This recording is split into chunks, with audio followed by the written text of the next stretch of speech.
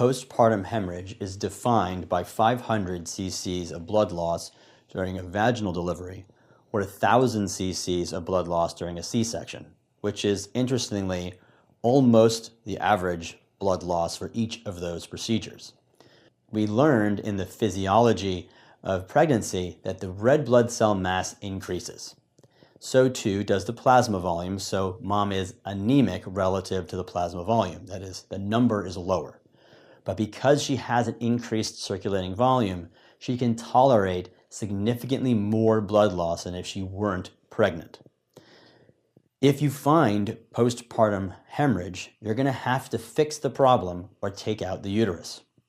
What I want to do in this lesson is give you an approach to helping you on the test, because when they give you a physical exam, they're telling you what the diagnosis is based on the feeling of the uterus. Then we'll go through and tackle each disease on its own. Let's start with that approach.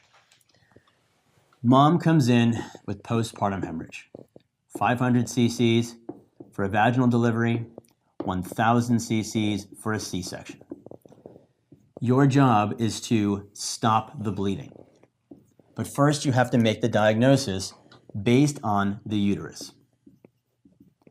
And this may be more challenging in life, but it is going to be clear-cut on your test. They're going to break it down into an absent uterus, you can't feel it, a boggy uterus, a firm uterus, or a normal uterus. If the uterus is absent, they are telling you that it is uterine inversion.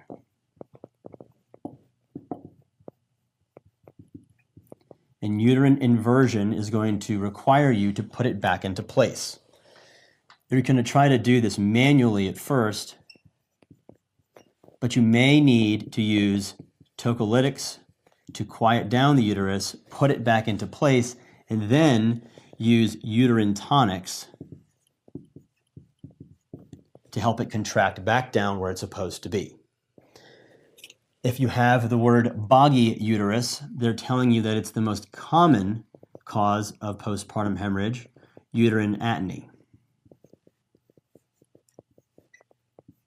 You're going to try to massage the uterus from the outside to try to get it to contract down, especially if you were using oxytocin to induce or augment labor and you stopped it, you're going to restart oxytocin. You're going to use medications, maybe not necessarily oxytocin, and we'll talk about them in a minute, to get the uterus to get stronger in order to contract down. If they use the word firm uterus, they're trying to tell you that there is a retained placenta.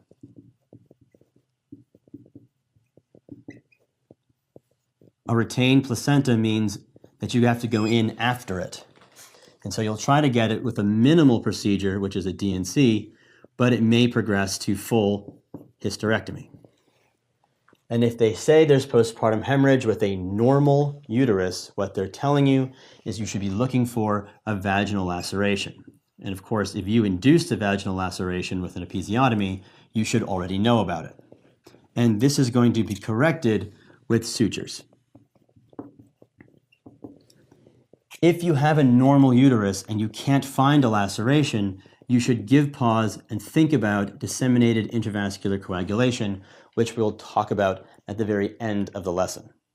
I just wanted to give you a framework where the test will give you the feel of the uterus, absent for uterine inversion, boggy for atony, firm for retained placenta, and normal for vaginal lacerations, so that you can get to the diagnosis very quickly. But in the setting of postpartum hemorrhage, if you found something and have started treatment, but it's not working, you may need to do something more aggressive, more surgical. So if you can't find the cause, or it is ongoing despite your intervention, you need to treat a vaginal bleed very much like a GI bleed. And the reason you do that is because there is no way for her to tamponade off the bleed. Her vagina is a hole exposed to the outside world. And so if she bleeds, she'll just leak it out. There's no way to stop the bleeding without intervening surgically. So prior to moving to an operating room, you want to ensure that you do the same things you would have done for a GI bleed. That is 2 large bore IVs, 18 gauge or larger, AC or higher. Bolus intravenous fluids. She's probably already typed and crossed from the pregnancy, but this implies you're going to transfuse as needed. You call the surgeon, which is effectively the obstetrician, and there's no equivalent in this setting for IV PPI. If you have vigorous vaginal bleeding, you can try IV estrogen. But in the case of a structural lesion in the postpartum setting, this isn't going to do very much. Instead, after you've tried to fix it with some of the stuff you've done above, you're going to need to intervene surgically. The surgical options are going to be uterine artery ligation. This is going to be performed by the OB. You could also do uterine artery embolization. This is done by IR. And if all else fails, a total abdominal hysterectomy will stop the bleeding, also performed by the OB. I want to help you separate which one you pick. If mom's in a C-section in the operating room and there's a surgeon there, you're probably going to try the uterine artery ligation, right? Mom's already under the knife. But if mom is in the delivery suite and she has a problem and no surgeon who's trained to get in there and fix it fast is present, you can send her to another department, interventional radiology, in order to have the same procedure done. Okay, you cut off the artery, just the OB does it with sutures and the interventional radiologist does it with embolization. But ultimately, the hysterectomy needs to be done by a surgeon. This is the overall approach to postpartum hemorrhage. Let's talk about each disease in detail. And we'll start with uterine atony. And the pathology is in the name. It is uterine atony. That is atonic uterus. This happens when the uterus is tired out. Mom's been pushing for a lot. The uterine muscles are tired. They don't want to work anymore, as in the setting of prolonged labor. This might also happen if you take away its power source. If you were augmenting with oxytocin and then you turned it off because you thought she was done, turn it back on. Or if you had given her tocolytics. Whatever has made her uterus not able to contract down very well is the thing that's causing it. The presentation is going to be postpartum hemorrhage and a boggy uterus. The diagnosis is clinical, and the treatment goes like this. The first thing you want to do is a uterine massage, stimulating the uterus to contract. If you used oxytocin and turned it off, you're going to use oxytocin. But other medications exist. I'm going to use trade names because you probably won't see them on the test, and they're pretty hard to say otherwise. You can use medications like Methergin or Hemorrhage. These medications help with uterine atony. If you want to know their names, you can look them up. But ultimately, you may need to do surgery. Methergin and Hemorrhage are probably not the right answers, but if you give any hint of a PGE medication, go ahead and pick that one. That's atony. Let's talk about the exact opposite, uterine inversion. Uterine inversion happens when the uterus births itself.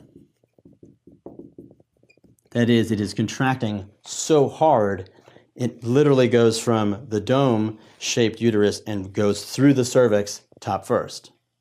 This is going to happen when you have been giving it excess power. So this might occur during a delivery with oxytocin. or when you've had traction. That is, you tried to get the placenta out and you're pulling on it. You're literally pulling the uterus through the vagina. The patient will present with postpartum hemorrhage and an absent uterus. But if you do a speculum exam, the diagnosis is clinical. You can see the uterus inverted into the vagina. The treatment is going to be putting it back in place, and you do that manually. But, and this might be confusing because we just said tocolytics causes atony and oxytocin use causes inversion, bear with me. If you can't get it back into place or contract down, you might need to use tocolytics to calm it down, get it into place, and then turn on oxytocin to get it to contract down where it's supposed to be. Again, if that doesn't work, surgery always an option.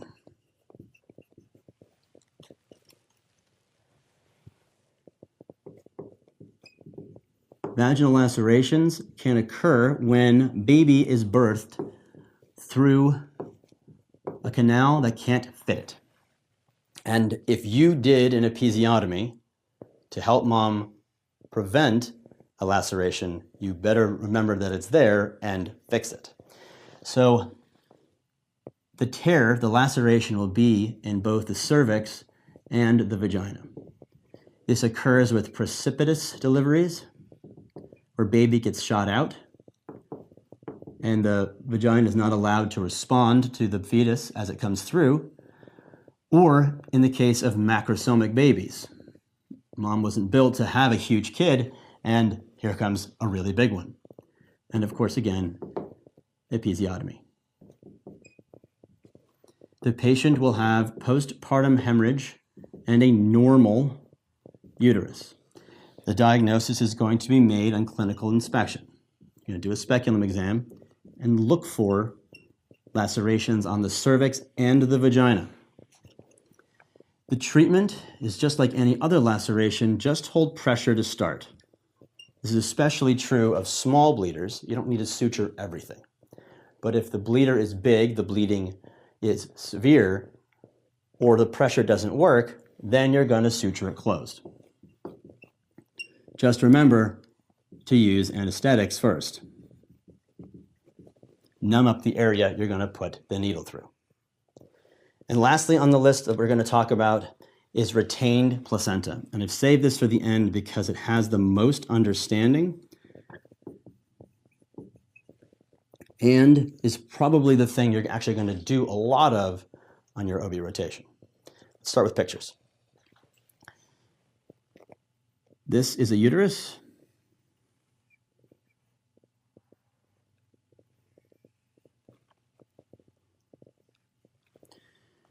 You may find that the uterus has to burrow deeply. This is going to happen in multiparous moms. That is, a fresh uterus has lots of nutrients, it's easy to get access, so the placenta doesn't have that much work to do. The same person who had placenta previa, where the placenta had to grow out in order to find its nutrients, is at risk for having this. The idea is that the placenta burrows deeply and gets stuck when it tries to come out. There's 3 types, and what you use the name for will help describe what type it is and how much is involved of the uterus. The black one is only in the endometrium where it's supposed to be, it's just a little deeper. This is placenta accreta. The green one is burrowed in through the endothelial lining into the myometrium, but not through the outside wall. This is increta. The red one has burrowed all the way through and may even burrow into neighboring organs. This is percreta. The problem with this is that a normal placenta has blood vessels that get into it. And it's supposed to dig into the endometrium and bring back blood for baby through the umbilical cord. If they have to burrow deeply, what might happen is that an accessory lobe might get left behind.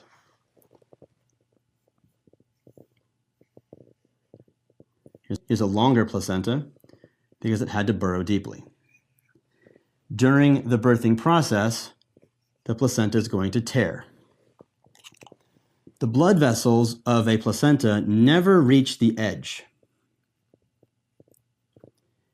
And if this were one big placenta, it would stretch out its blood vessels all the way to almost the edge. When this tear occurs,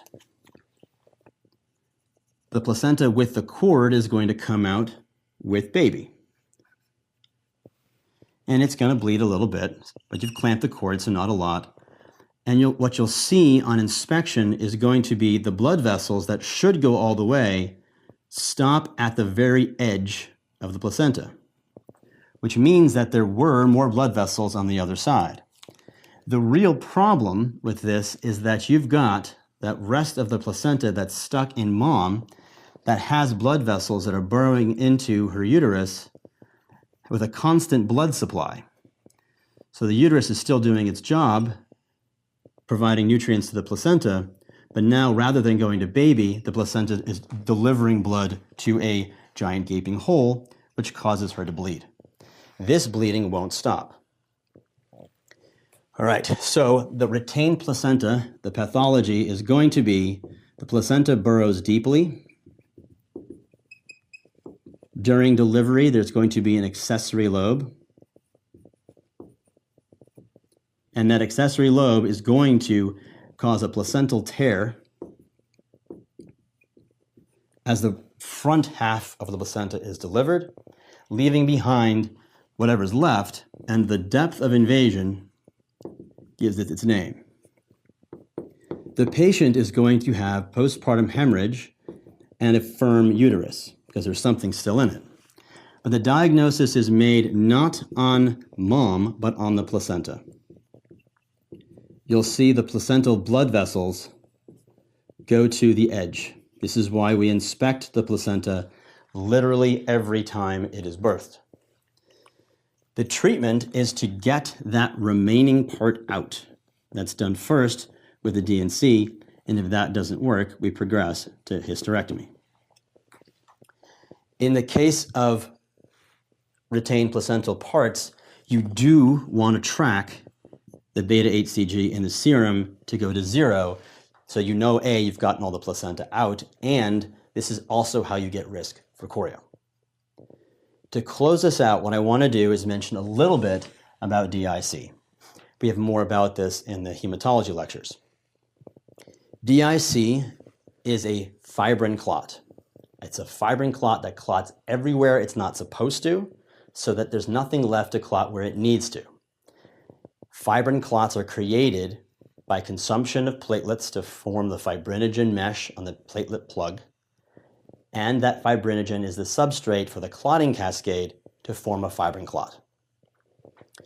In DIC, you are going to consume platelets, so the platelets will be low. The fibrin clots cause shearing of red blood cells, so you're going to have a decreased hemoglobin, and you're going to see schistocytes. Schistocytes are your giveaway that DIC is happening. Could also be TTP, but if you see a lot of schistocytes, give rise to DIC. Fibrinogen is being consumed to form the fibrin clots, so there will be less fibrinogen. And the factors are being consumed to make this fibrin clot. When factors get consumed, you'll see an elevation in the INR. I want to use this as an opportunity to talk about blood products in obstetrics. We talk more about this in trauma as well as the hematology lectures. If someone is in DIC, you need to support everything. You give platelets for low platelets. You give blood, packed red blood cells, for a low hemoglobin. You give cryoprecipitate for a low fibrinogen, and you give FFP to replace the factors for INR. Also remember that a normal fibrinogen at the time of delivery is actually abnormal because fibrinogen should be increased. Okay, this was a bit long, but I wanted to show you that what we have are 4 diseases that are easily challenged in a single test question. Postpartum hemorrhage and a uterus that shows something. Boggy uterus for atony, massage, oxytocin. Inversion is going to be postpartum hemorrhage, and an absent uterus, the speculum exam reveals the disease. Manually put it back into place, and you may need to use medications to help you get it there. Vaginal lacerations will be postpartum hemorrhage, and the uterus is normal. Use a speculum exam to look at the cervix and the vagina. Episiotomies you should prepare to fix. Retained placental parts is going to be postpartum hemorrhage with a firm uterus, and the placental blood vessels go to the edge of the delivered placenta, which is abnormal, telling you you have to get the retained parts out using a D&C, and make sure you follow the beta HCG after retained placental parts. That is postpartum hemorrhage.